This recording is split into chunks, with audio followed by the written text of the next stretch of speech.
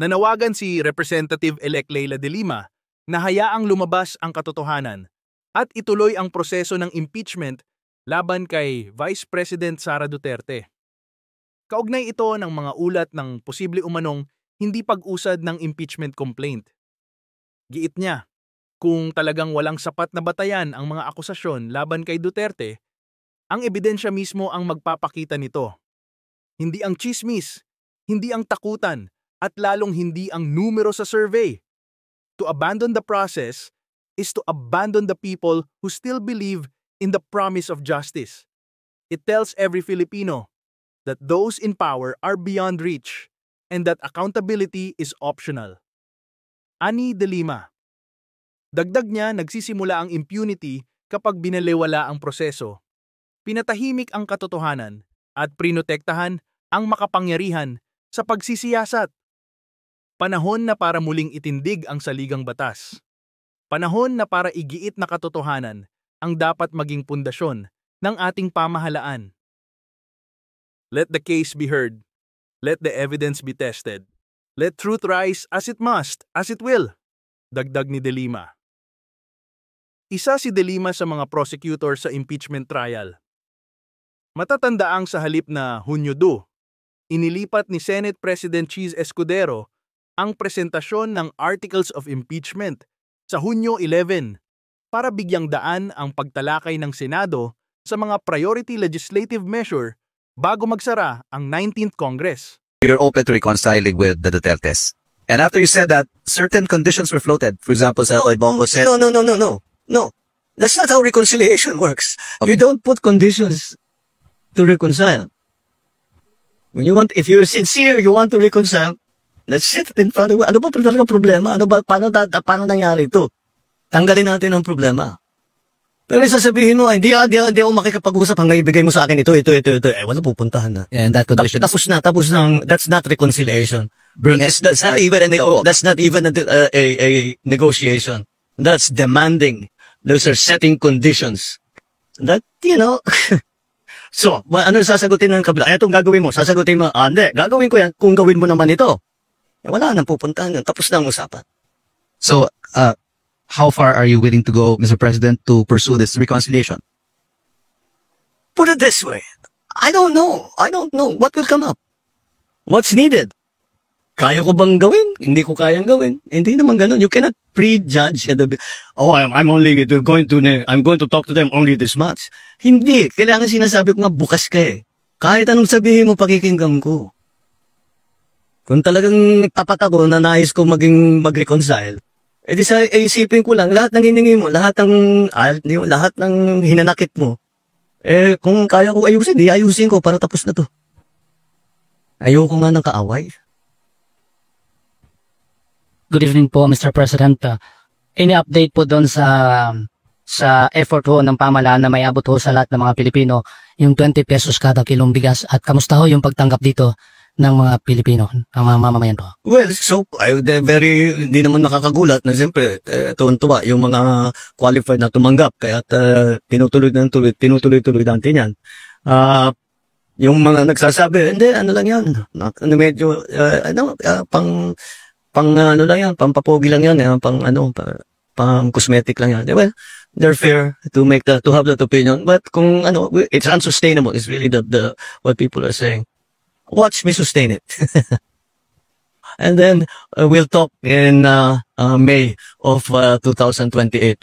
Natuloy ba o hindi? Yeah. We found a way to do it. We could not do it before. Hindi kaya kasi hindi pa kaya ng sistema. Iba pa yung presyo ng bigas noon. Hindi pa tayo kaya yung mga bilateral na ginagawa namin, we're making deals with different countries para yung presyo mapako na hindi pa bago-bago. Kahit anong mangyari down the road, nagawa na ngayon natin. Wala tayong ganun noon eh. Ngayon meron na. Kaya na natin gawin yung 20 pesos. And other things that DA is able to sell rice, the prices come down. But at the same time, on the other side, tinitiyak natin na ang pagbili, ang presyo na pagbili sa farmers, magandang presyo naman. Para naman yung farmers natin, magandang kanilang hanap buhay. And the difference there, that's what the government is paying for. Sir, according to the latest Pulse Asia survey, your trust rating is significantly lower than that of Vice President Sara Duterte and former President Duterte. And the previous surveys also showed a pattern of decline in your ratings. Can we get a Wait, what survey? Pulse Asia, sir. Pulse? Yes. Uh, Can we get your comment on that? Madaming pag-survey, just not base it on one. Sir, follow-up lang. How do you plan to arrest yung decline in your surveys? That, well, again, let's look at other surveys before we act. Know your source. That's always a imperfect information makes you make imperfect decisions. The more perfect your information, the more perfect your decision will be. That is one source of information, and you have to understand where it's actually coming from. Your trust rating is significantly lower than that of Vice President Sara Duterte and former President Duterte. And the previous surveys also showed a pattern of decline in your ratings. Can we get a Wait, what survey? Pulse Asia, sir. Pulse? Yes. Uh, Can we get your comment on that? Madaming pag-survey, just not base it on one. Sir, follow-up lang. How do you plan to arrest yung decline in your surveys? That, Hi sir, good evening. Sir, kanina nabanggit po ni Minda Secretary Tereso yung about po sa 300 million from the ADB. 400 million, sorry. Sir, gaano kalaking bagay po ito sa development po ng Mindanao? oh, malaki. Malaki. At ang ADB, this was part of the BIM-Piaga discussion.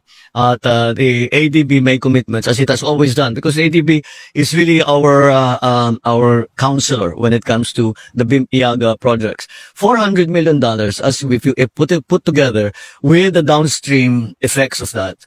And the reason that the ADB, because we can see that there will be very advantageous downstream effects to that. Is a big deal. Especially Mindanao actually is I think if we are going to shepherd it and to help it be a successful and do everything we can to make BARM successful. We always talk about land of promise that we never were able to see the promise of. I think there's a chance now that we will. Because there's no more fighting. Well, there's some criminality, but it's not the large scale fighting like we had during the secessionist war. So, malaki ang malaki ang kumpiyansa ko sa pagbulusok ng Mindanao.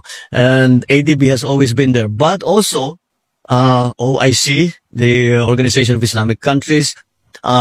Malaysia has always been very Japan has always been very present. ADB has always been very present.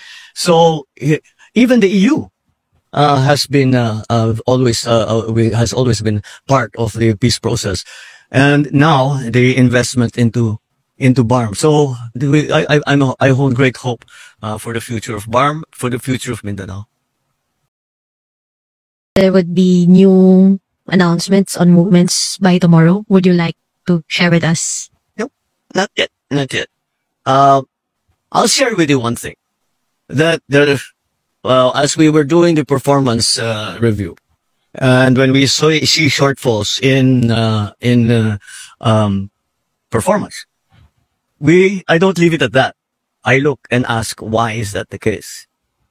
And that is why we asked all the heads of agencies to also submit their courtesy resignations, because we have to look at deeper, not just look at the secretary. The secretaries, I think, all